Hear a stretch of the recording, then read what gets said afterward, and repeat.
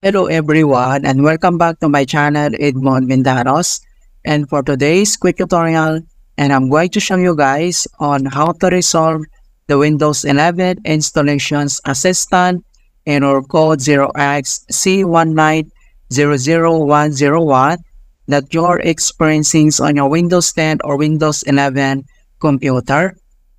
So when you update Windows 10 or Windows 11 or install the Windows 11 operating system, you might be prompted with the 0xC1900101 error code that prevents you from proceeding just because it is a generic rollback code that usually indicates that an incompatible driver is present, which can cause blue screen, system hangs, unexpected reboots, insufficient storage space, and outdated faulty driver.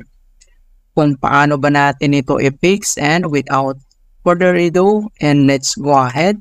So all you have to do is to open up on a search menu, and then dito sa search for app, so type mo lang dito yung troubleshoot settings, and then click mo lang dito yung open.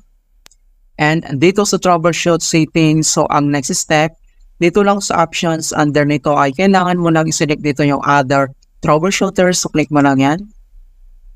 And dito sa other troubleshooters, under dito sa most frequent, so kailangan mo lang select dito yung Windows Update. And then dito lang sa right side, kailangan mo lang i-click tong run. And wait natin na ma-complete yung detecting problems, initializing, and diagnostic process.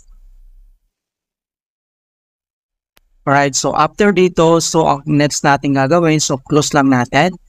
And then other solution na pwede natin gawin, so dito lang ulit sa search menu. And then dito sa search for apps, so type mo lang dito yung CMD, or ito yung tinatawag na command prompt. So kailangan mo lang mag-right click and select dito yung run as administrator. If you receive user account control, i-click mo lang dito yung yes. And dito sa administrator command prompt, ay kailangan lang natin i-enter yung command keyword na sfc /scan now. So in on, small, and later lahat, and then yung /scan now ay one word yan, and then press mo lang yung enter. At makikita mo na dito na beginning system scan. This process will take some time. Beginning verification space of system scan. So dito ay kailangan lang natin na hintay na ma-complete ang verifications into 100%.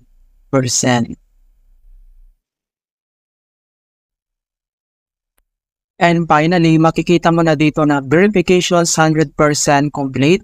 And the next step, so close lang natin tong CMD. And then dito lang sa start menu at kailangan lang natin mag-restart. Okay, so click mo lang ito. Alright, so ganoon lang po kasimple on how to fix installations assistant with error code 0xC1900101 in Windows 11.